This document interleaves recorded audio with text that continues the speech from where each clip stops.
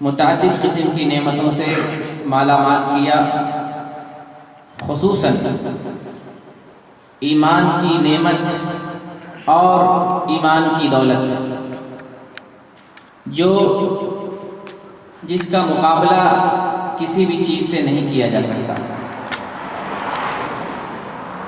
اور ایمان کے علاوہ انسان ہونے کی حیثیت سے بہت ساری نعمتوں سے اللہ تعالیٰ نے ہمیں نوازا ہے۔ اللہ کی تمام نعمتوں کا ہمیں شکر بجا لانا چاہیے۔ سب سے بہترین شکر اللہ رب العزت کی بندگی، درود و سلام نازل ہو اللہ کے تمام پیغمبروں پر، نوح علیہ السلام، آدم علیہ السلام، عیسیٰ علیہ السلام، ابراہیم علیہ السلام، موسیٰ علیہ السلام، اللہ کے تمام پیغمبروں پر، بالخصوص محمد عربی صلی اللہ علیہ وسلم پر۔ آج آپ کے سامنے ایک موضوع کی تحت لب کشائی کرنا چاہتا ہوں، جو ایک خاص موضوع ہے، اور جو بھی میں نے حدیث پڑھی ہے اس حدیث کی روشنی میں اپنے موضوع کی وضاحت کروں گا۔ یہ حدیث مسلم شریف کے اندر ہے۔ اس حدیث کے راوی ابو ہریرہ رضی اللہ تعالیٰ عنہ ہیں، جو بے شمار حدیثوں کے راوی ہیں، بلکہ جتنے بھی روات ہیں آپ صلی اللہ علیہ وسلم کی حدیث کو بیان کرنے والے، ان میں سب سے زیادہ حدیث بیان کرنے والے یہ راوی ہیں۔ امام مسلم نے اس حدیث کو اپنی صحیح مسلم کے اندر درج فرمایا۔ حدیث نمبر غالباً 1631 ہے۔ اس حدیث میں نبی پاک صلی اللہ علیہ وسلم ارشاد فرماتے ہیں، اذا مات الانسان، جب انسان مر جائے، انقطع عنہ عملہ، تو اس کا عمل بند ہو جاتا ہے۔ حدیث کا یہ ٹکڑا ہمیں بتاتا ہے کہ ہر انسان کو مرنا ہے، ہر انسان کو اس دنیا سے جانا ہے، اور نبی صلی اللہ علیہ وسلم نے جو الفاظ بیان فرمائے، جو لفظ ہے وہ ماتا کا لفظ ہے، اذا مات الانسان، جب انسان مر جائے۔ ہم لوگ بعض دفعہ رسم و رواج یا غلط عقائد کی بنیاد پر الفاظ میں ہیر پھیر اور رد و بدل کر دیتے ہیں۔ ہر انسان کو موت آنی ہے، نبی ہو یا ولی، پیغمبر ہو، عابد ہو، زاہد ہو، ہر کسی کو موت آنی ہے۔ جس کو موت آئے اسے میت کہا جاتا ہے۔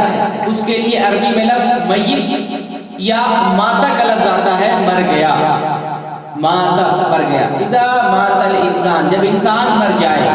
قرآن کی بہت ساری آیتیں اور بہت سارے احادیث مبارکہ اس بات پر شاہد ہے کہ ہر ذی روح کو، جسے اللہ تعالیٰ نے جان دیا، جاندار بنایا، اسے موت کا مزہ چکھنا ہے۔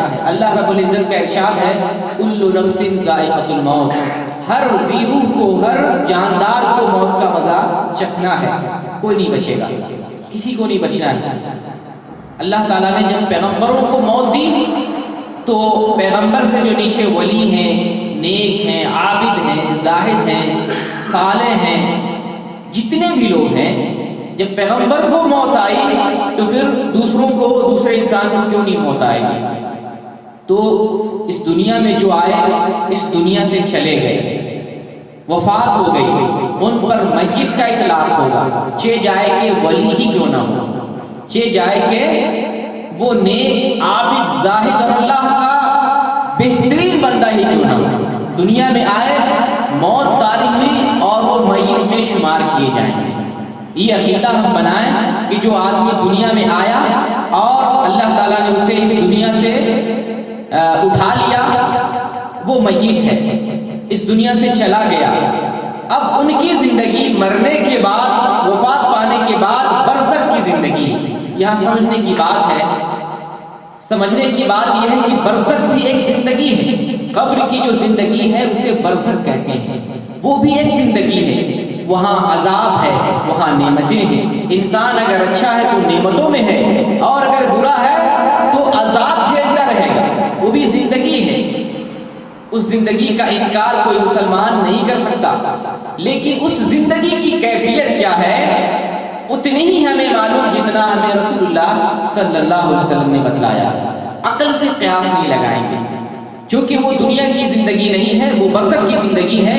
مثال کے طور پر جب آدمی نیند کی حالت میں ہوتا ہے، سو رہا ہوتا ہے، اور ایک آدمی اس کے بغل میں جاگ رہا ہے، سونے والا آدمی ابھی خواب دیکھ رہا ہے، بغل والے آدمی کو پتا نہیں کہ یہ کیا دیکھ رہا ہے۔ جب یہ ہمارے سامنے سویا ہوا آدمی، ہم اس کے بارے میں نہیں سوچ سکتے یہ کیا خواب دیکھ رہا ہے، کہاں جا رہا ہے، کیا کس سے بات کر رہا ہے، تو جو برزخ کی زندگی میں ہے اس کے بارے میں کیسے قیاس کر سکتے ہیں؟ ایک نیند کی بات سمجھنے کے لیے ہمارے لیے کافی ہے۔ تو آپ صلی اللہ علیہ وسلم فرماتے ہیں کہ جب انسان مر جائے اس کا عمل بند ہو جاتا ہے، ختم ہو جاتا ہے، یعنی اس کا اس دنیا سے کوئی رشتہ نہیں ہوتا ہے۔ یہ جو عملی زندگی ہے یہی دنیا کی زندگی ہے، یہی ہم اچھا یا برا کریں گے، مرنے کے بعد آدمی کوئی کرشمہ نہیں دکھا سکتا۔ یہ بات اس لیے میں عرض کر رہا ہوں کہ بہت سارے لوگ یہ عقیدہ رکھتے ہیں کہ جو اللہ کے نیک بندے ہیں، عابد اور زاہد ہیں، اللہ کے ولی ہیں، وفات پانے کے بعد وہ اللہ کے پاس ہیں اور ہماری ہر بات سنتے ہیں، ہماری ہر بات کا جواب دیتے ہیں، وہ کرشمہ کرتے ہیں، وہ ہمیں اولاد دیتے ہیں، ہماری مدد کرتے ہیں، ہماری پکار کو سنتے اور جواب دیتے ہیں، جب بھی مشکل پڑے ان کو یاد کرتے ہیں تو انہیں وہ ہماری مشکلوں کو آسان کرتے ہیں۔ یہ کچھ مسلمانوں میں عقیدہ ہے، میں اس کو واضح کر دینا چاہتا ہوں۔ پیارے حبیب صلی اللہ علیہ وسلم کا کلام ہمارے لیے دلیل ہے۔ دنیا کیا سوچ رہی ہے، دنیا کا کیا عقیدہ ہے، لوگ کیا رسم و رواج انجام دیتے ہیں، اس سے ہم مسلمانوں کا کوئی سروکار نہیں ہونا چاہیے۔ ہمارے لیے دستور اللہ کی کتاب اور نبی کریم صلی اللہ علیہ وسلم کی سنت طیبہ ہے، یہی دستور زندگی ہے، یہی دستور اور یہی ہمارے لیے دلیل اور یہی ہمارے لیے نمونہ ہے۔ تو پیغمبر صلی اللہ علیہ وسلم فرماتے ہیں کہ جب انسان مر جائے، وفات پا جائے، اب یہ انسان مر جائے، انسان میں پیغمبر بھی آ گئے، اس انسان میں ولی بھی آ گئے، اس لفظ انسان میں عابد، زاہد، صالح، متقی، پرہیزگار، ائمہ سب لوگ آ گئے۔ سارے لوگوں کے لیے اللہ تعالیٰ نے کہا، اور اللہ کے پیغمبر صلی اللہ علیہ وسلم نے فرمایا کہ جب انسان مر جائے، وفات پا جائے، کیا ہوتا ہے؟ انقطع عملہ، اس کا عمل بند ہو جاتا ہے۔ یہی حدیث کا یہ ٹکڑا ہمیں بتاتا ہے کہ اب وفات پانے والے کا دنیا کے لوگوں سے کوئی کنیکشن نہیں ہے، یعنی بات چیت کرنا، ان کا جواب دینا، ان کو مدد کرنا۔ آپ سوچ سکتے ہیں یا غور کر سکتے ہیں، یہ ایک لاجک بھی ہے، سوچنے والی بات بھی ہے، اللہ تعالیٰ نے ہمیں عقل سلیم دی ہے، اور سمجھنے بوجھنے کی صلاحیت دے کر اللہ تعالیٰ نے ہمیں جانوروں سے جو ہے دوسری مخلوقات سے ممتاز کیا۔ ہم انسان کو اللہ تعالیٰ نے بڑی نعمتوں سے نوازا، ان نعمتوں میں ایک نعمت یہ بھی ہے کہ اللہ تعالیٰ نے ہمیں سوچنے اور سمجھنے کی صلاحیت دی۔ اسی صلاحیت کی بنیاد پر اپنے رب العالمین کو پہچانتے ہیں، اسی صلاحیت کی بنیاد پر آج ہم اپنے خالق اور مالک کو پہچانتے ہیں۔ تو اللہ تعالیٰ نے ہمیں سمجھ بوجھ دی ہے، اس کو استعمال میں لا کر ہم غور کر سکتے ہیں کہ جب ایک بندہ چاہے وہ ولی ہو، وہ نیک اور عابد و زاہد ہو، جس دن اس کی وفات ہوتی ہے، آپ نے دیکھا ہوگا بستی والے اسے غسل دیتے ہیں، اس کے لیے کفن خرید کے لاتے ہیں، نہلاتے ہیں، اور پھر اس کا کفن کا کپڑا تیار کیا جاتا ہے، پھر انہیں کفن دیا جاتا ہے، پھر انہیں تابوت پر لٹا کر خود لوگ 4 لوگ کندھا دینے والے لوگ اسے اٹھا کر قبرستان لے جاتے ہیں، پھر لوگ قبر میں اتارتے ہیں، قبر بھی کسی اور نے تیار کیا ہوتا ہے، قبر میں لوگ اتارتے ہیں، پھر لوگ ہی اس پر سینکڑوں من مٹی ڈالتے ہیں اور دفن کر کے واپس آ جاتے ہیں۔ یہ سارا کام کرنے والا کون ہوتا ہے؟ وہ نہیں ہوتا ہے جو وفات پایا ہے، وہ ہوتا ہے جو ان کے علاوہ جو زندہ ہے، جن کی زندگی باقی ہے، اللہ تعالیٰ نے اس کے اندر جان باقی رکھا۔ اگر آدمی کو وفات کے وقت بھی اگر زندہ ہے، وہ مرا نہیں، وہ کچھ کر سکتا ہے، کرشمہ دکھا سکتا ہے، عمل کر سکتا ہے، تو سب سے زیادہ ضرورت اس کو کس دن تھی؟ اس دن تھی جس دن اس کی وفات ہوئی، جس دن وہ مرا ہے، وفات پایا ہے، سب سے زیادہ ہیڈیک اور سب سے زیادہ ضرورت انہیں اس دن ہے جس دن وفات پائی۔ کیا کوئی آدمی جیتے جی یا جس کے بدن میں حرکت ہو عمل کر سکتا ہو؟ کیا وہ آدمی چاہے گا کہ ہمیں غسل کوئی اور آدمی دے، کپڑا کوئی اور پہنائے، ہمارا استنجا کوئی اور کرے، ہمیں تابوت پر تخت پر لٹا کر کوئی دوسرا آدمی قبرستان لے جائے؟ اگر وفات کے بعد بھی آدمی اگر کچھ کر سکتا تو وفات کے دن کیا کرتا؟ خود سے بازار جا کر کفن خریدتا، خود سے غسل کرتا، خود سے کفن پہن لیتا تیار کر، اور تابوت کی ضرورت نہیں پڑتی، چل کے قبرستان چلا جاتا، خود سے اپنی قبر کھود لیتا، قبر کے اندر لیٹ جاتا، اس میں مٹیاں ڈال لیتا۔ اتنے لوگوں کو اس میں انوالو ہونے کی کیا ضرورت تھی؟ یہ بات سمجھانے کے لیے میں بتا رہا ہوں کہ جس دن وفات ہوئی اس دن وہ کچھ نہیں کر سکا اپنے لیے، وہ لاچار پڑا ہوا ہے، اگر کوئی مدد نہ کرے تو اس کی لاش وہی رہ جائے گی۔ جیسے آپ نے دیکھا ہوگا جو راستے میں ایکسیڈنٹ ہو جاتے ہیں کہ کئی گھنٹے پڑے رہتے ہیں، جن کا ایکسیڈنٹ یا جن کا جو ہے قتل صحراؤں میں یا سنسان جگہوں پہ قتل ہوتا ہے، پانی میں اٹھا کر پھینک دیا جاتا ہے، جنگلوں میں مار دیا جاتا ہے، چیل کوے کھا کے اس کی لاش کا تہس نہس کر دیتے ہیں۔ دیکھا اس نے کچھ کیا؟ کچھ نہیں، وہ پڑے رہے۔ تو وفات کے بعد آدمی کا عمل بند ہو جاتا ہے۔ یہ مثالیں میں سمجھنے کے لیے دے رہا ہوں کہ اگر وہی آدمی قبر میں چلا جائے، چی جائے کہ نیک بندہ ہو، اللہ کا ولی ہو، جس نے وفات کے دن کوئی حرکت نہیں کی، قبر میں جانے کے بعد اب وہ کیا کریں گے؟ وہ حرکت کرنے لگیں گے، پاور آ جائے گا، یعنی ان کے پاس کوئی مزید اور طاقت آ جائے گی۔ اب سوچیں، بہت ساری مثالیں آپ لے سکتے ہیں اس کے لیے۔ قبر میں ہیں، سینکڑوں من مٹی ڈال دی گئی ہے، پھر جو ہے اگر زندہ آدمی کو بھی دفن کیا جائے اس میں تو مر جائے گا، دم گھٹ جائے گا، اور اگر زندہ بھی رہا کسی کرشمے سے اور مٹی اس پر ڈالی گئی ہے، منو مٹی، تو اوپر کی آواز ایک انسان نہیں سن سکتا ہے، بالکل نہیں سن سکتا، چونکہ سننے کی جو اللہ تعالیٰ نے طاقت دی ہے اس کا سیما، اس کے اندر لیمٹ ہے کہ ہم کتنے پاور تک سن سکتے ہیں۔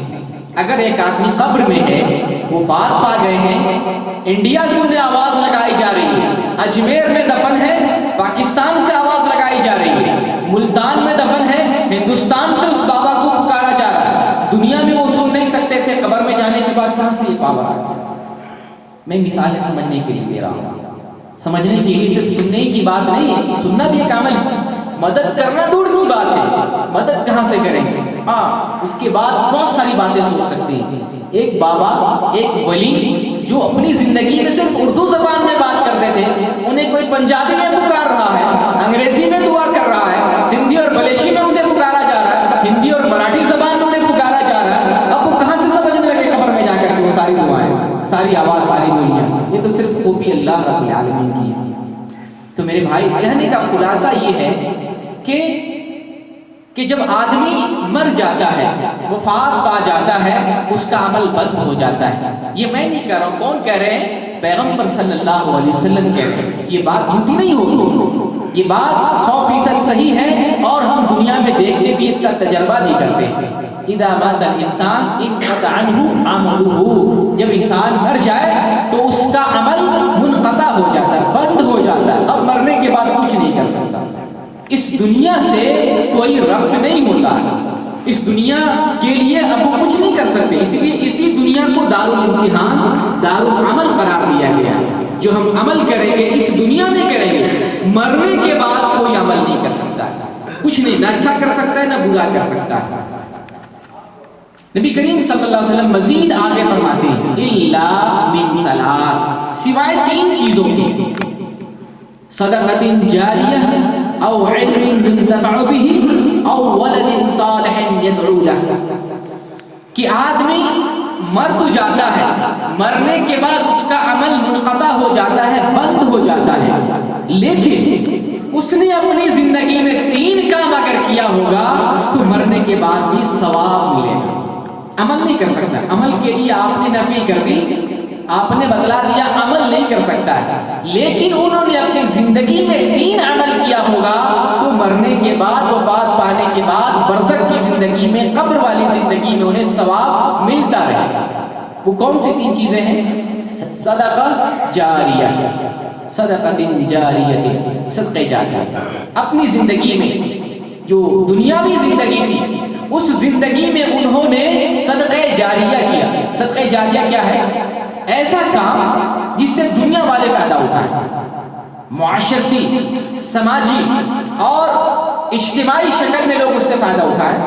جیسے کسی نے سڑک بنا دیا، جیسے کسی نے پل بنا دیا، لوگوں کی سہولت کے لیے مسافر خانے، سرائے خانے، یتیم خانے بنا دیا، مسجد بنا دیا، مدرسے بنا دیا، کنواں بنا دیا، درخت لگا دیا، پھل کھانے اور لوگوں کے آرام حاصل کرنے کے لیے، یہ صدقہ جاریہ ہے.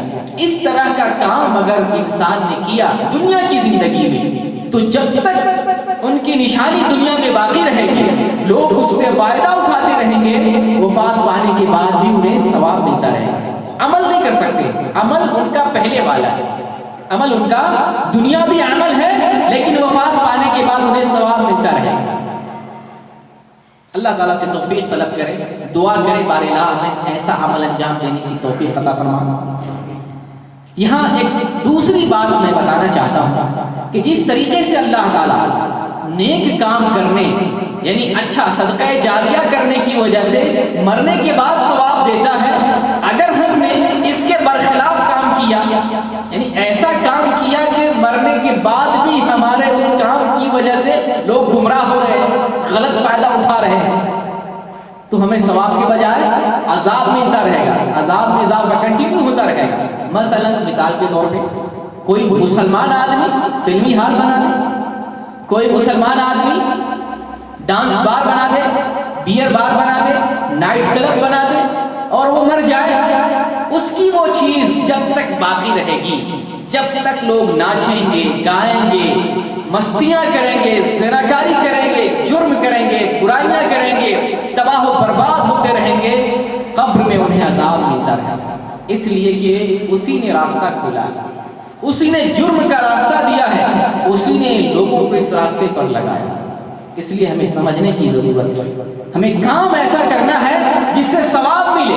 ایک تو ویسے ہی ہماری زندگی مختصر، اس مختصر زندگی میں عمل مختصر، معمولی سا نیک عمل ہمارے پاس ہے، اور مزید ایسا کام کر جائیں کہ مرنے کے بعد بھی گناہ ہمارا چلتا رہے، کھاتا کھلا رہے گناہ کا. کتنے افسوس کی بات، بہت افسوس کی بات. ہم فتنے کے زمانے میں ہیں، چہار دانگ عالم میں ہر جگہ فتنہ ہے. آنکھ بند ہوتی ہے اتنے ہی وقت ہم برائی سے بچے رہتے ہیں، آنکھ کھلتی ہے نظروں کے سامنے، گھر میں، باہر میں، چوک چوراہے پر اور جو ہے ارد گرد میں ہر جگہ برائیاں ہی برائیاں.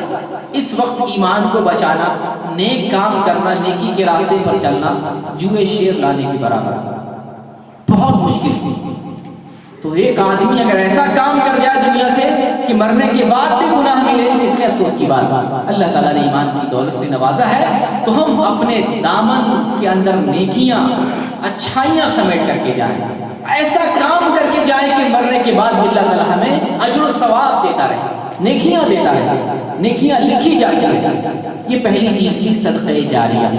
دوسرے نمبر پہ ہے او علم ينتفع به، اور ایسا کوئی علمی کام کرے جس سے لوگ فائدہ اٹھائیں، ایسا کوئی نیک کام کرے، ایسا علمی کارنامہ کر جائے جس سے لوگ ان کے مرنے کے بعد فائدہ اٹھاتے رہے، تو انہیں ثواب ملتا رہے، قبر میں ثواب. اس دنیا سے چلے گئے، عمل دارالعمل سے وہ چلے گئے، عمل کرنے والی جگہ کو انہوں نے چھوڑ دیا، عمل نہیں کر رہے ہیں، قبر میں ہیں، قبر کی زندگی میں ہیں، برزخی زندگی میں ہیں، لیکن ایسا انہوں نے کام کیا کہ اللہ تعالیٰ اس کا کھاتا، نیکی کا کھاتا کھول رکھا، علمی کارنامہ انجام دیا. تو اس علمی کارنامے سے لوگ جب تک فائدہ اٹھاتے رہیں گے انہیں ثواب ملتا رہے گا. مثال کے طور پہ یہ جو لیکچر دے رہے ہیں، بیان دے رہے ہیں، دینی بات بتلا رہے ہیں، یا کوئی دینی کتاب لکھ دے لوگوں کی اصلاح کے لیے، لوگوں کے فائدے کے لیے، یا کوئی آدمی کتاب کی طباعت، نشر و اشاعت کرے بھلائی کے لیے، لوگوں کے سدھرنے کے لیے، یا کوئی آدمی تصنیف و تالیف کا، لکھنے پڑھنے کا کام کرے، یا آدمی، آج تو علمی زمانہ ہے، سائنس کا، ٹیکنالوجی کا، علم کا زمانہ ہے، آپ معمولی سی محنت کر کے دین کو بڑے پیمانے پر فروغ دے سکتے ہیں. سوشل میڈیا پہ what's app, Twitter, Google plus تصنیف و تالیف کا کام کر رہے مجبور ہیں، سپورٹ نہیں مل رہا، آپ ان کو سپورٹ کر دیں. جس حیثیت سے علمی کام میں آپ مددگار بن سکتے ہیں، آپ مددگار بنیں گے تو آپ کو بھی ثواب ملے گا، کیونکہ آپ اس کا شریک بن رہے ہیں دینی کام. امام بخاری رحمۃ اللہ علیہ انہوں نے نبی پاک صلی اللہ علیہ وسلم کی احادیث طیبہ کو جمع کیا، لوگوں سے حاصل کیا، پھر ان احادیث میں سے چھانٹ کر جو صحیح حدیثیں تھیں بخاری شریف کی شکل میں جمع کر کے دنیا والوں کے سامنے پیش کیا. اس کے لیے بڑی محنت ہوئی، ایک ایک حدیث کو جاننے کے لیے، پوچھنے کے لیے میلوں سفر کرنا پڑا. ایک حدیث، معمولی ایک حدیث جس کو ہم ایک حدیث سمجھ رہے ہیں، اس کے لیے میلوں انہوں نے سفر کیا، کتنا پیسہ خرچ کیا، وقت لگایا، حدیث معلوم کی. جب حدیثیں جمع ہو گئی، ان حدیث میں کچھ صحیح تھی، کچھ ضعیف تھی. امام بخاری رحمۃ اللہ علیہ نے صحیح حدیث کو چھانٹ کر ایک جگہ کیا اور امت کے سامنے وہ جو صحیح حدیثیں تھی کتابی شکل دے کر دنیا کے سامنے پیش کی. امام بخاری گئے دنیا سے سالوں ہو گئے، اور بخاری شریف چونکہ محمد رسول اللہ صلی اللہ علیہ وسلم کی احادیث آپ کا فرمان ہے، قیامت تک یہ باقی رہے گا. گویا کہ امام بخاری رحمۃ اللہ علیہ کو قیامت تک ثواب لکھا جائے گا. کتنی بہترین چیز، کتنا اچھا کام انہوں نے کیا. تو ہم بھی ایسا ہی کوئی کام کر جائیں. اگر لکھ نہیں سکتے ہیں، پڑھ نہیں سکتے ہیں، لکھنے پڑھنے والوں کا آپ تعاون کریں. کہیں اس طرح کا پروگرام ہو رہا ہے، آپ اس میں جائیں، شریک ہونا بھی آپ اس اجر میں شریک ہو جائیں، آپ کو ثواب ملے گا.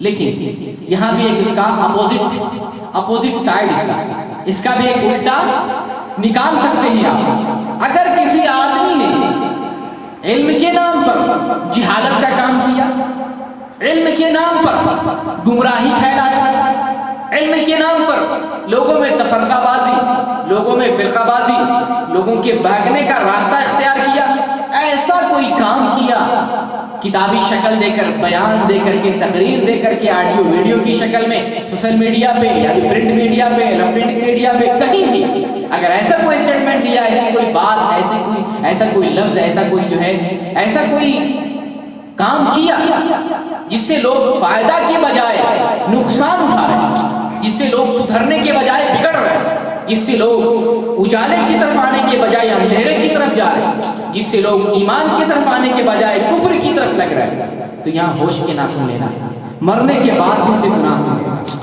مثال کے طور پہ سلمان رشدی کا نام سنا، اس نے نعوذ باللہ من ذالک سائنٹک ورسز کتاب لکھی، نعوذ باللہ قرآن کی آیتوں کو شیطانی آیات کہا، نعوذ باللہ ثم نعوذ باللہ. اللہ تعالیٰ ایسے آدمی پر لعنت در لعنت بھیجے، دنیا میں ایسی عبرتناک سزا دے کہ زندگی میں اسے بھی نصیحت ملے اور ان کے چیلے چمچے ان کے راستے پر چلنے والوں کو بھی نصیحت ملے. آمین. اگر ایسی کوئی کتاب لکھ دیا سلمان رشدی کی طرف، یا تسلیمہ نسرین بنگلہ دیش کی لڑکی لجہ نام کی کتاب لکھتی ہے، اسلام پر انگلی اٹھاتی ہے، اسلامی تعلیمات پر حرف گیری کرتی ہے، نقطہ چینی کرتی ہے، اور دنیا والوں کو بتاتی ہے کہ اسلام میں یہ خامی ہے، وہ خامی ہے، یہ غلط ہے، وہ غلط ہے. اگر کسی آدمی نے ایسا کوئی کام کیا، مر گیا، وہ کتاب جب تک باقی رہے گی، جب تک لوگ اس سے نقصان اٹھاتے رہیں گے، گمراہ ہوتے رہیں گے، انہیں عذاب ملتا رہے گا. ان کو گناہ تو ملے گا ہی جو ان چیزوں کو پڑھ کر کے گناہ گار ہو رہے ہیں. ہمیں تو اللہ تعالیٰ نے قرآن دیا، ہمیں نبی صلی اللہ علیہ وسلم نے حدیث دی ہے، ہمیں وہ پڑھنا ہے اور اس راستے پر لگنا ہے. اگر کوئی اس کے بالخلاف جہالت کا کام کرتا ہے، نادانی کا کام کرتا ہے، بگاڑنے کا کام کرتا ہے، فتنہ فساد کا کام کرتا ہے، تو مرنے کے بعد بھی اسے گناہ ملے گا. اس لیے میرے بھائی ایسا کوئی کام نہ کریں، زبان سے کوئی ایسی بات بھی نہ بولے. یہ کوئی ضروری نہیں کہ آپ کتاب ہی لکھیں، زبان سے آپ نے کسی کو کوئی ایسی بات کہہ دی، وہ آدمی پاکستان کا تھا، پاکستان چلا گیا اور آپ نے غلط بات کہی تھی، وہ آپ کی غلط بات پاکستان لے کے چلا گیا، اب اس سے ملاقات نہیں ہوگی، لیکن غلط بات کہہ دی، آپ کو گناہ ملے گا. اس نے اگلے والے کو بتا دیا، اس نے اگلے والے کو بتا دیا، یہ شیئر ہوتا رہے گا، آپ کی بات، گناہ ملتا رہے گا، مر جائیں گے پھر بھی. اور سب سے زیادہ بھیانک تو سوشل میڈیا ہے، سب سے زیادہ بھیانک۔ آج عوام پبلک سوشل میڈیا سے جڑی ہے، لوگ ہر کس و ناکس فیس بک، واٹس ایپ، ٹویٹر ان چیزوں پہ لگے ہوئے ہیں، اور عام طور سے لوگ اس کا استعمال غلط چیزوں کے لیے کرتے ہیں۔ مثبت چیزوں کے لیے معمولی 5%، 1%، 2-4% ہوگا، لیکن ان چیزوں کا استعمال غلط چیزوں کے لیے 90%، 95% کیا جا رہا ہے۔ فحش چیز کو دیکھنے کے لیے، نشر کرنے کے لیے، اور نفس کو لذت پہنچانے کے لیے، اس کام کے لیے سوشل میڈیا کا استعمال زیادہ ہو رہا ہے۔ اگر کوئی آدمی مثال کے طور پر ہم نے، آپ نے، آپ کے بھائی نے، کمپنی والوں نے، کسی مسلمان نے ایک ننگی تصویر فیس بک پر لوڈ کر دی، کسی گروپ میں ڈال دیا، کسی دوست کو شیئر کر دیا، اب وہ تصویر، آپ جانتے ہیں جب کوئی چیز میڈیا میں آ جاتی ہے تو گردش میں آتی ہے، رکتی نہیں ہے۔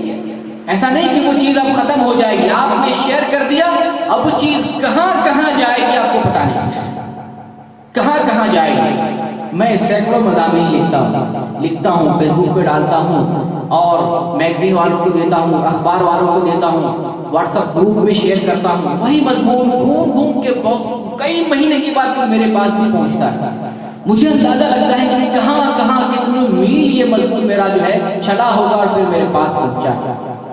تو چیز جب آپ ڈال دیتے ہیں اس پر تو رکتی نہیں ہے، گردش میں رہتی ہے۔ آپ نے ایک گندی تصویر ڈال دی، آپ کی وفات ہو گئی، اب آپ کے بعد نہ جانے کتنے لوگ شیئر کریں گے۔ آپ نے تو معمولی ایک جھٹکا دیا، ایک کلک کیا موبائل کے ذریعہ یا ماؤس کے ذریعے کمپیوٹر پہ کلک کیا، لیکن اب وہ چیز کتنے لوگوں نے شیئر کیا، کہاں پہنچی، آپ کو بھی اندازہ نہیں۔ یہ اندازہ کب ہوگا؟ جب جرم کا رجسٹر اللہ کے سامنے کھولا جائے گا، پتہ چلے گا کہ میں نے جو ایک معمولی سی غلطی کی تھی اس کو فلانے کہاں لاکھوں کروڑوں آدمی نے شیئر کر دیا، ہزاروں آدمی نے اسے دیکھا اور اس کو دوسروں تک پہنچایا۔ اور ہمارے نام اعمال بتائیں کتنی محنت سے ہم جمعہ کی نماز پڑھتے ہیں، بہت مشکل سے عشاء کی نماز، مغرب کی نماز، یہ 5 وقت نمازیں ادا کرتے ہیں۔ یہ عبادتیں ہماری ایک معمولی جھٹکے میں، کلک میں ساری عبادتیں ہماری ختم ہو جائے گی، فنا ہو جائے گی۔ اس لیے ہمیں علمی کام کرنا ہے اور اپنے دامن کو برائی سے بالکل بچا کر کے رکھنا ہے، قدم پھونک کر رکھنا ہے۔ یہ برائی کا زمانہ ہے، ہم معمولی برائی سوچتے ہیں اور معمولی سمجھتے ہیں، وہ برائی بہت بڑی ہو جاتی ہے۔ ہم نے سوچا تھا کہ ایک تصویر ہم بھیج دیتے ہیں، غلط تصویر ہے، معمولی آپ سمجھ رہے تھے، لیکن وہ بہت خطرناک آپ کی قسمت میں، آپ کی زندگی کے لیے ہوگی۔ اس لیے ہمیں اس پہلو پہ سوچنے کی ضرورت ہے۔ یہ دوسری چیز تھی، او علم ينتفع به، علمی چیز جس سے لوگ فائدہ اٹھائیں، ایسا کام کر کے جانا چاہیے۔ تو اللہ تعالیٰ مرنے کے بعد بھی اس علم کے بدلے جس سے لوگ فائدہ اٹھا رہے ہیں ثواب دیتا رہے گا۔ لیکن اگر جہالت کا، کفر کا، الحاد کا، لادینیت کا، تفرقہ بازی کا اور جو ہے ضلالت گمراہی کا کام کر کے جاتا ہے تو مرنے کے بعد بھی عذاب ملتا رہے گا۔ تو ہمیں دونوں چیز کو سمجھنے کی ضرورت ہے، صرف علمی کام کرنا ہے اور الحادی چیزوں سے ہمیں بچنا ہے۔ تیسری چیز، او ولد صالح یدعو لہ، اور آدمی اپنے پیچھے نیک لڑکے کو چھوڑتا ہے۔ نیک لڑکا جب اپنے باپ کے لیے دعا کرتا ہے، یدعو لہ، جب باپ کے لیے دعا کرتا ہے، مرنے کے بعد بھی باپ کو قبر میں فائدہ پہنچ رہا ہے، عذاب میں ہے، عذاب ہلکا ہوگا، اور تنگی میں ہے، تنگی ختم ہو جائے گی، کم نعمتیں اللہ تعالیٰ مزید نعمتیں دے دے گا، درجات کو بلند کر دے گا۔ یہ دعاؤں کے بدلے اپنے پیچھے جو نیک فرما بردار لڑکے کو چھوڑتا ہے تو قبر میں ماں باپ کو فائدہ پہنچتا ہے جب دعا کرتا ہے، بلکہ جب وہ لڑکا، صالح لڑکا جسے باپ نے نیک اور مطیع فرما بردار نیک بنایا ہے، وہ لڑکا جب بھی کوئی نیک عمل کرے گا یہ باپ کی تربیت کا نتیجہ ہوگا اور باپ کو ثواب ملے گا۔ جس طریقے سے ایک استاذ، ایک ٹیچر، ایک مربی ہماری تربیت کرتا ہے، دین سے آراستہ اور پیراستہ کرتا ہے، تو اس مدرس کی محنت اور اس کی علمی جہد کی وجہ سے اللہ تعالیٰ ثواب دیتا ہے. جب جب کوئی نیک عمل کرے گا وہ لڑکا مدرس کو، مربی کو، ان کے استاذ کو بھی ثواب ملے گا. تو ہم اپنے پیچھے نیک لڑکے کو چھوڑیں گے. آج اس پہلو سے ہم لوگ بہت غافل ہیں، خاص طور سے پردیس رہنے والے لوگ بیوی بچوں سے غافل ہو جاتے ہیں. صرف فون پہ بات ہوتی ہے لیکن تربیت نام کی کوئی چیز نہیں ہوتی.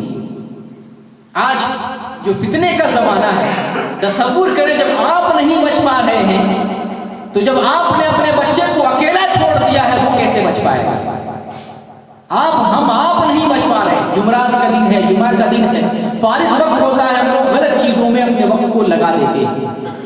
آپ کا بچہ جنہیں کوئی گائیڈ کرنے والا نہیں، جو سرپرست تھا، جو گائیڈ کرنے والا مربی تھا، وہ تو باپ اولاد کو چھوڑ کر کے پردیس آ گیا ہے. کیسے اس کی تربیت ہوگی؟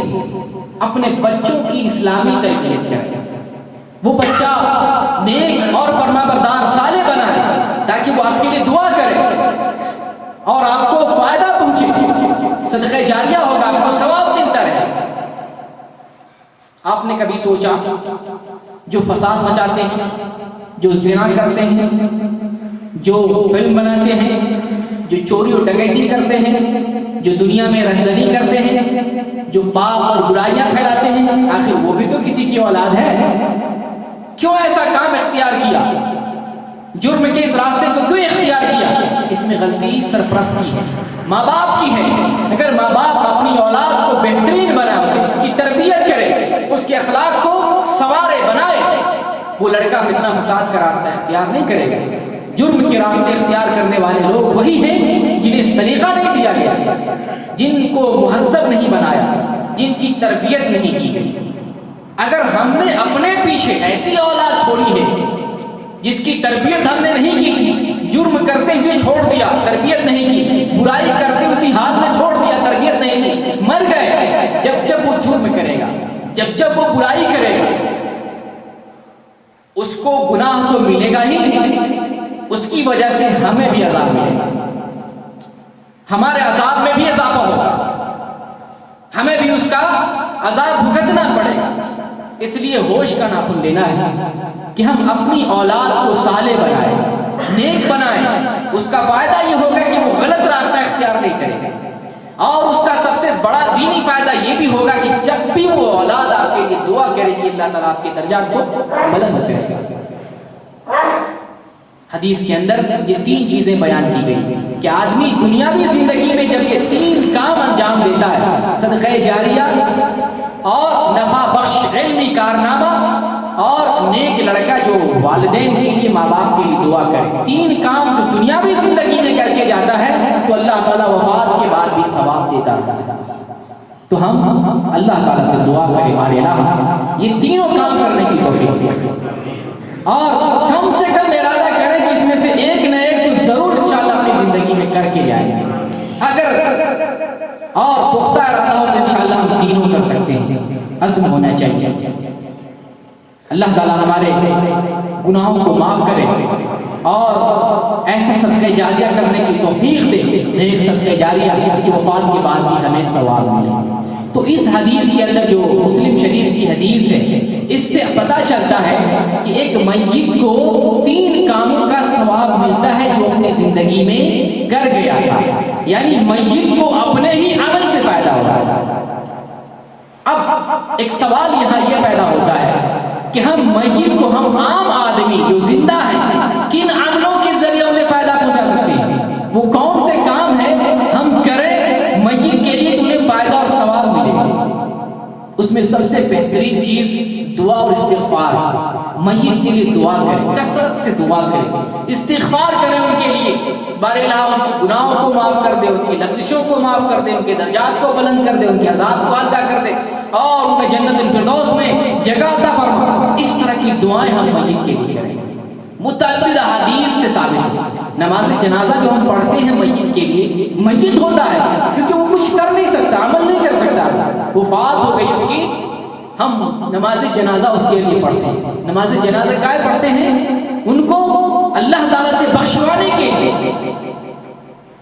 جن کے جنازے میں 40 آدمی شریک ہو، مسلمان صحیح العقیدہ،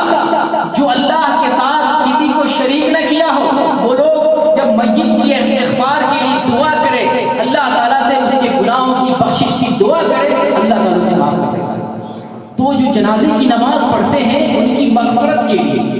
اس سے بھی پتہ چلتا ہے کہ میت کو ہم دعا کے ذریعے فائدہ پہنچا سکتے ہیں.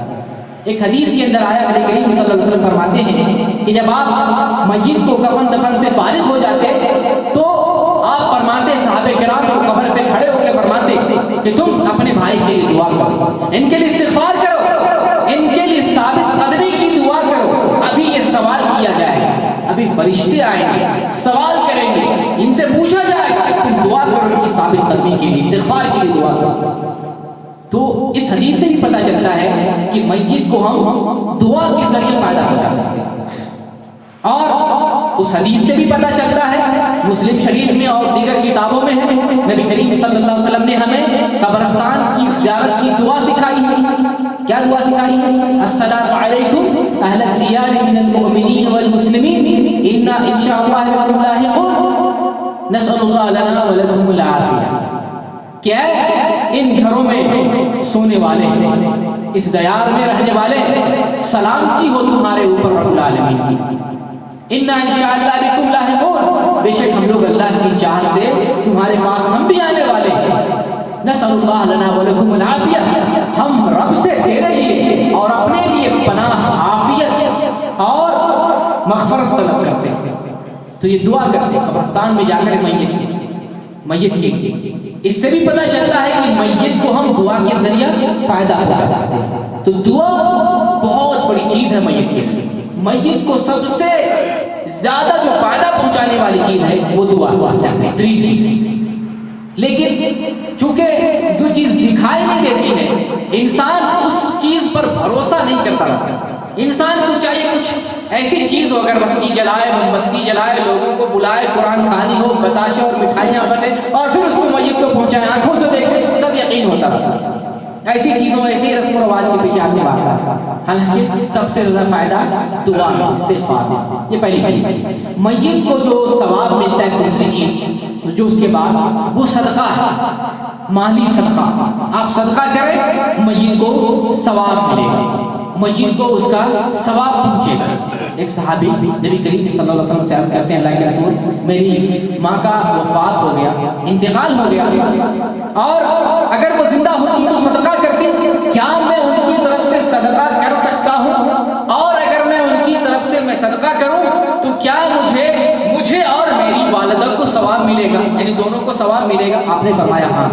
تو صحابی رسول والدہ کی طرف سے صدقہ کرتے ہیں. یہ حدیث دلیل ہے اس بات کی کہ ہم میت کو صدقہ کے ذریعے فائدہ پہنچا سکتے ہیں. تو صدقہ کسی بھی طرح سے, نقد کی شکل میں, کھانے کی شکل میں, کپڑے کی شکل میں, یہ محتاجوں میں تقسیم کیا جائے. غریبوں کو صدقہ, غریبوں کا حق ہوتا ہے, غریبوں میں تقسیم کیا جائے. تو صدقہ کے ذریعہ جو مالی صدقہ ہے, مالی چیز ہے, اس کے ذریعہ میت کو فائدہ پہنچا سکتے ہیں, مسجد میں بیٹھ سکتے ہیں. حج اور عمرہ بھی حج کی ہی قسموں میں سے ہے, حج ہی میں شامل ہے. تو حج اور عمرہ دونوں کو ثواب میت کو ملے. یہ تین چیز ہے. ہاں, اس کے علاوہ اگر میت کے ذمے رمضان کا روزہ, فرض روزہ رہ گیا ہو تو ان کے ولی کے اوپر ضروری ہے کہ وہ روزہ ادا کرے, تو اس کا ثواب ملے گا. اسی طریقے سے میت کے اوپر قرض رہ گیا ہو تو اس کے وارثین کی ذمہ داری ہے کہ ان کا قرض ادا کرے. تو قرض ادا کرنے میں سے میت کو فائدہ پہنچے گا.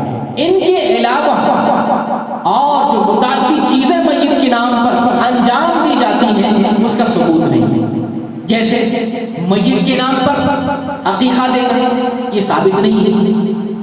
عقیقہ زندہ لوگوں اور وہ بھی 7ویں دن, اگر نہیں کر سکے تو کسی بھی دن کر سکتے ہیں جب اللہ تعالیٰ نے سہولت دی ہے, لیکن وفات پانے کے بعد عقیقہ نہیں.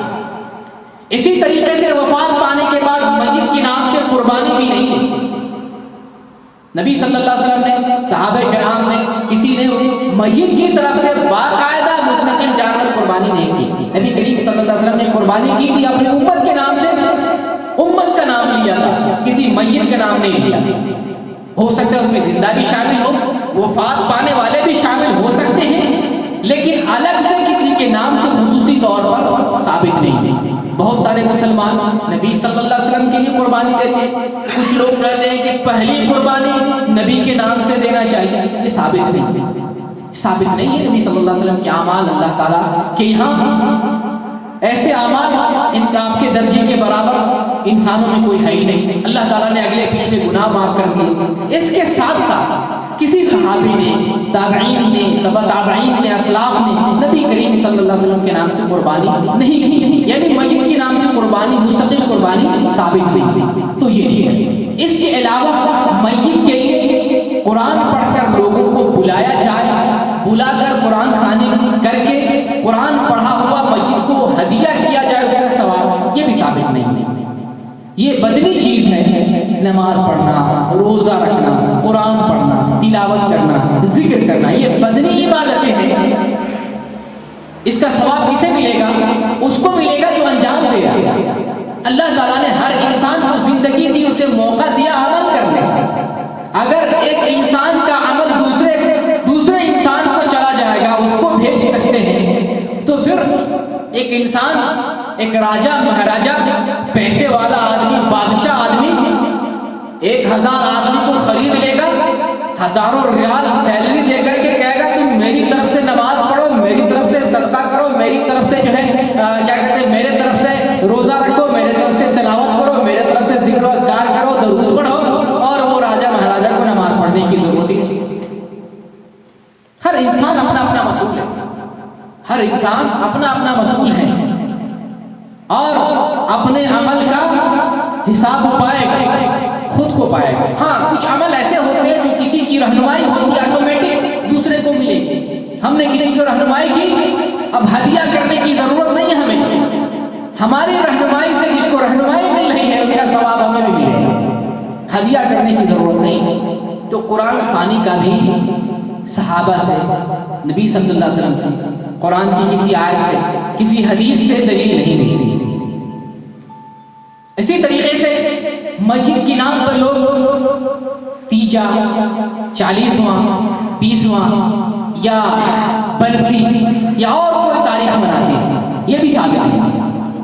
میرے آفس میں ایک بنگلہ دیش کا آدمی کام کرتا ہے. اس نے کہا مولانا میں نے بڑی محنت سے پیسہ کمایا، کئی لاکھ میں نے پیسہ کمایا، میرے والد کا انتقال ہو گیا، گھر سے ڈیمانڈ آیا کہ پیسہ بھیجو، میں نے کئی لاکھ پیسہ بھیجا، اور وہ پیسہ لوگوں کے کھلانے پر صرف کر دیا گیا. یعنی مسجد کے نام پر جو ہے 13ویں منایا گیا اور اس میں کھلایا. اس میں وہ لوگ کھانے والے تھے جو کھڑے کھڑے پیشاب کرتے ہیں، ایک وقت کی نماز نہیں پڑھتے ہیں. میں کہتا ہوں صدقہ کس کا حق ہے؟ انجینئر کا، ڈاکٹر کا اور مالدار کا. صدقہ کس کا حق ہے؟ غریب، مسکین، یتیم کا حق ہے. آپ صدقہ اس کو کریں. اور دوسری بات یہ ہے کہ تاریخ فکس کرنا، 13ویں، 40ویں یا جو ہے برسی، تاریخ فکس کرنا اسلام میں بدعت ہے. آپ بغیر تاریخ کے مسجد کے نام سے صدقہ کر سکتے ہیں، بغیر تاریخ فکس کیے.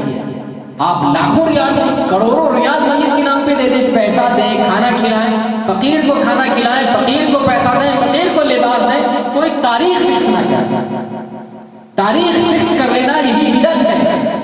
اگر ہم نے سال کے لیے فکس کر لیا، جیسے کہ لوگ قبروں کی زیارت کے لیے، دعا کرنے کے لیے، میت کے لیے تاریخ فکس کرتے ہیں، شب برات 12 ربیع الاول یا رجب کے 27 رجب، کوئی بھی تاریخ ہم نے فکس کر لی. دعا کرنا بہترین وسیلہ ہے میت کو ثواب پہنچانے اور ان کے درجات کی بلندی کے. لیکن ہم نے تاریخ فکس کر لیا، بدعت کا کام کر لیا. جو چیز اسلام میں فکس نہیں ہے اسے فکس کرنے کی کسی کو ذمہ داری اور اتھارٹی نہیں دی گئی. اسی طریقے سے مسجد کے نام پر قل پڑھنا، مسجد کے نام پر قرآن کی تلاوت کرنا، مسجد کے نام پر 1000 دفعہ 1,00,000 دفعہ ذکر کر کے درود پڑھ کے بخش دینا، اس کا ثواب پہنچے، ایسا کوئی ثبوت نہیں ملتا ہے. کچھ لوگ مسجد کی قبر پہ جا کر کے ڈالیاں گاڑتے ہیں، اس قبر پہ جا کر کے چادر چڑھاتے ہیں، اس قبر پہ جا کے چرانہ کرتے ہیں، اس قبر کی صفائی کرتے ہیں، اس قبر کی زیارت کے لیے دن فکس کرتے ہیں. یہ سب غلط طریقہ ہے. زیارت مسنون ہے، قبر کی زیارت، قبرستان کی زیارت مسنون ہے. نبی صلی اللہ علیہ وسلم نے حکم دیا كنت نهيتكم عن زیارت القبور فزوروها فإنها تذكركم الآخرة. میں نے تمہیں پہلے قبروں کی زیارت سے منع کیا تھا، اب تم زیارت کرو. اب تمہیں اجازت ہے زیارت کرو. قبروں کی زیارت سے آخرت یاد آتی ہے. قبروں کی زیارت سے آخرت یاد آتی ہے قبر کی زیارت کو، یہ مسلم ہے۔ لیکن ہم نے تاریخ فکس کر لیا، شب برات ہی میں جانا ہے، 27 رجب ہی کو جانا ہے، رمضان کی فلاں تاریخ ہی کو جانا ہے، سال میں فلاں ہی دن جانا ہے، یہ بدعت ہے۔ یہ طریقہ مشروع نہیں ہے، یہ طریقہ جائز ہے۔ اسی طریقے سے قبر کو پختہ کرنا، قبر پر گنبد بنانا، مکان بنانا، عمارت بنانا، یہ بھی صحیح نہیں ہے۔ سوچتے میت کو فائدہ ہوگا لائٹ اور بلبوں میں جلانے سے، کوئی فائدہ نہیں ہوتا ہے۔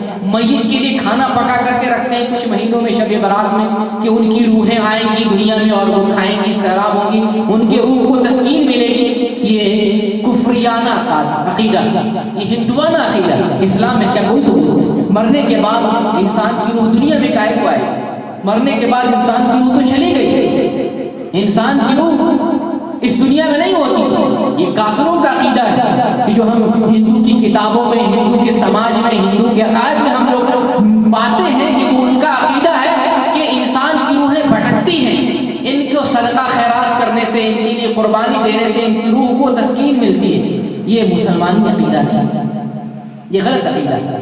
اسی طریقے سے میت کے نام پر بہت سارے کارنامے انجام دیے جاتے ہیں جن کا ثبوت نہیں ہے۔ میں نے آپ کو بتایا یہ چند کام جن سے ہم میت کو فائدہ پہنچا سکتے ہیں: دعا و استغفار، صدقہ، مالی صدقہ، بدنی چیز نہیں انجام دیں گے، عبادت انجام دے کر کے صدقہ نہیں کر سکتے ہیں، 1000 رکعت نفل پڑھ کے میت کو بخش نہیں سکتے، یہ ثبوت نہیں اس کا، لیکن مالی صدقہ کر سکتے ہیں۔ اسی طریقے سے حج اور عمرہ کر سکتے ہیں۔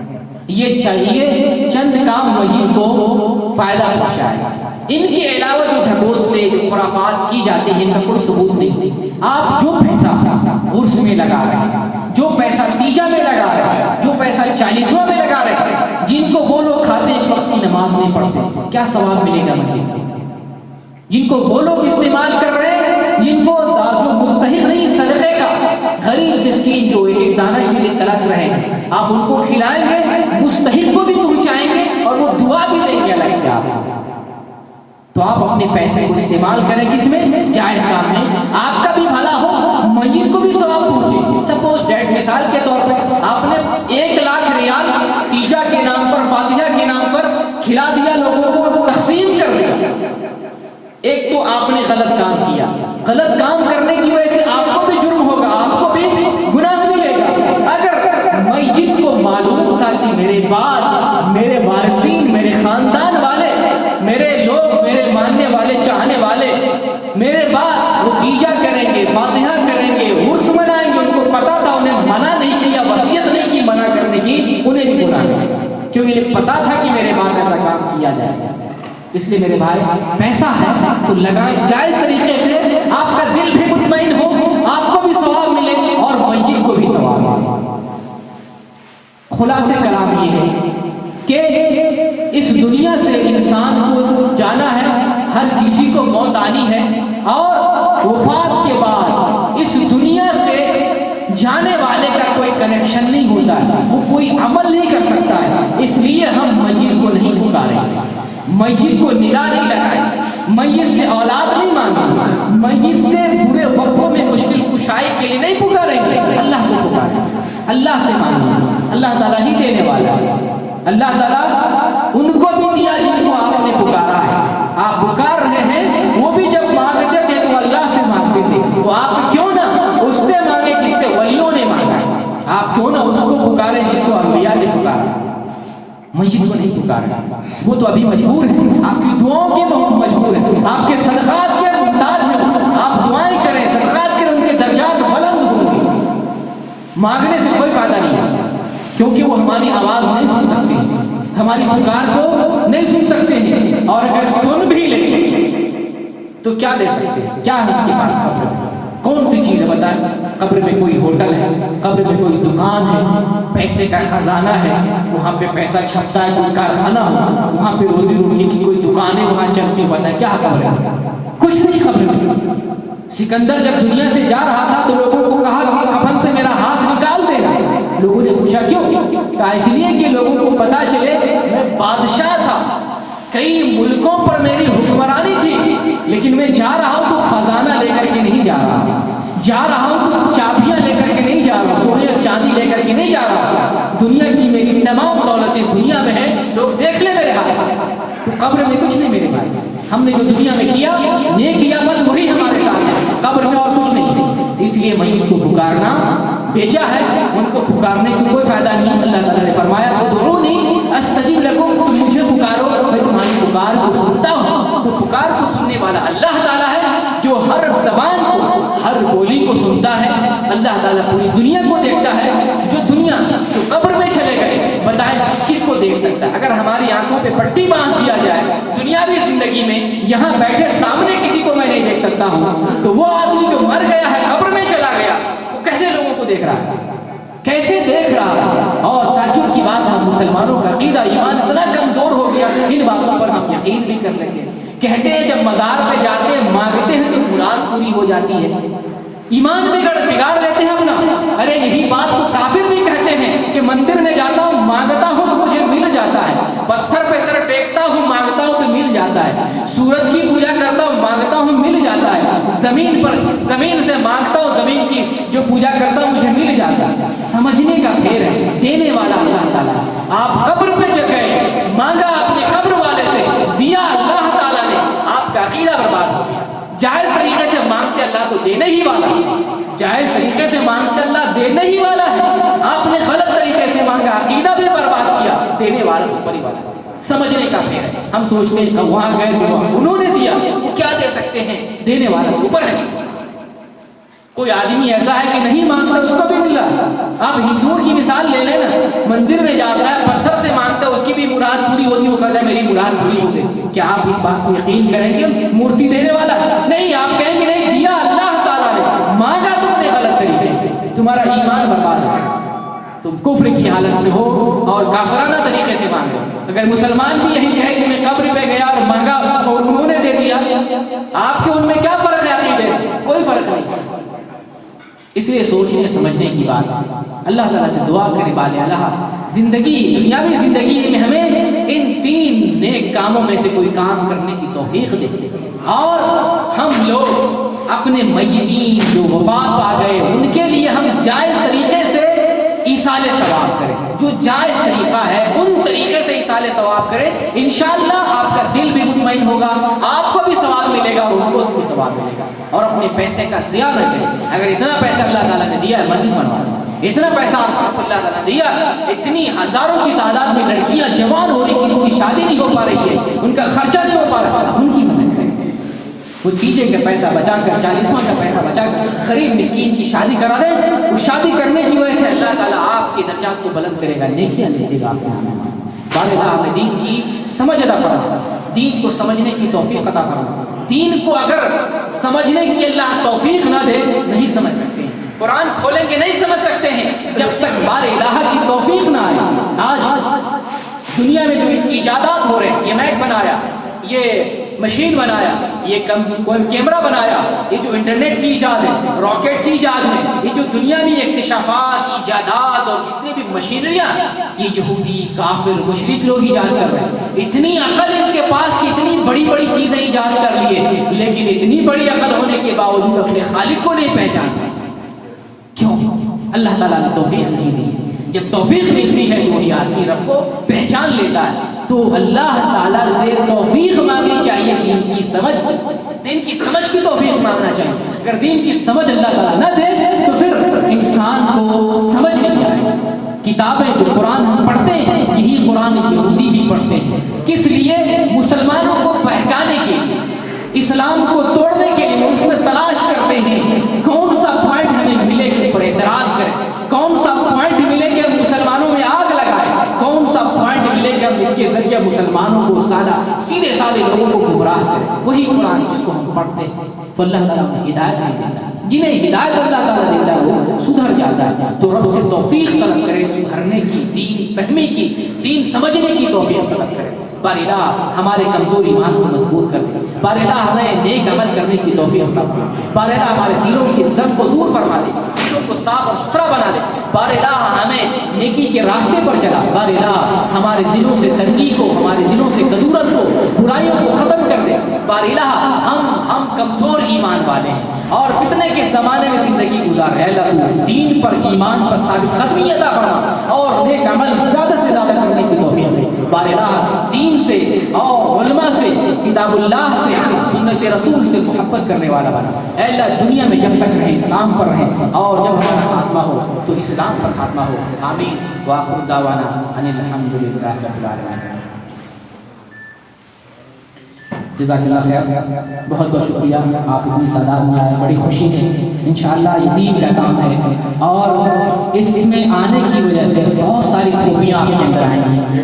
پہلی چیز یہ ہے کہ آپ جب آتے ہیں تو نماز میں شامل ہو جاتے ہیں، عشاء کی نماز پڑھنے کا موقع ملتا ہے۔ دوسری چیز آپ کو اس کے ذریعے دین معلوم ہو رہا ہے۔ تیسری چیز ہے آپ سوال کرتے ہیں، آپ وہ چیز جو نہیں جان پا رہے ہیں وہ اس کا بھی جواب آپ کو مل جاتا ہے۔ چوتھا فائدہ اس کا ہوگا کہ جب آپ یہاں سے واپس جائیں گے تو پوچھے گا، اور یہ باتیں آپ کو معلوم رہیں گی، آپ ان کو بھی بتا سکتے ہیں۔ اور پانچواں فائدہ یہ ہے کہ جو ہم بتا رہے ہیں اس پر عمل کرنے کے لیے ہمیں بھی توفیق ملے گی، اس پر ہم بھی عمل کر سکتے ہیں۔ اور انشاءاللہ جو پروگرام میں آ رہے ہیں، ہمارے پروگرام میں انشاءاللہ اگر اس سال حج کا ٹور ہوا تو جو ہمارے مسلسل آنے والے لوگ ہیں جنہوں نے حج نہیں کیا ہے، انشاءاللہ اللہ کی توفیق سے انہیں فری میں یا جو میسر ہو، جتنی سہولت میسر ہو، انشاءاللہ انہیں حج کرایا جائے گا۔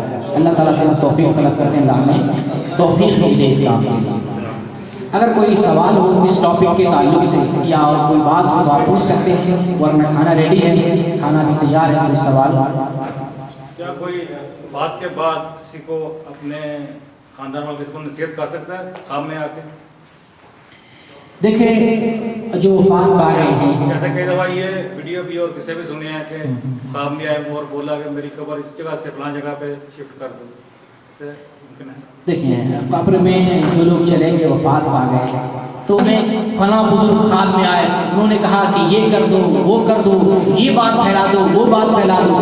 بات ہمارے پاس نبی صلی اللہ علیہ وسلم کی کمپلیٹ آ چکی ہے، اس دین میں خواب کے ذریعہ کوئی اضافہ نہیں کیا جائے گا، پہلے یہ بات۔ دوسری بات، اگر کوئی حکم دے کہ میرے لیے فلاں کام کرو، میرے لیے صدقہ کرو، اگر جائز کام ہے جس کو میں نے بتایا، جو جائز کاموں میں سے اگر چیز ہے تو وہ چیز جو ہے ان کے لیے انجام دی جائے گی۔ اگر وہ تکلیف میں ہے، وہ کہیں کہ میں تکلیف میں ہوں، پریشانی میں ہوں، ہو سکتا ہے تو ان کی طرف سے جو ہے لازماً صدقہ کرنا چاہیے۔ اس سے پتہ چلتا ہے کہ وہ تکلیف میں ہے، ان کی طرف سے صدقہ، دعا، استغفار کرنا چاہیے۔ لیکن کوئی ایسا حکم دے جو شریعت سے ٹکرا رہی ہے، جو شریعت سے ٹکرا رہا ہو، تو پھر وہ نہیں مانا جائے گا۔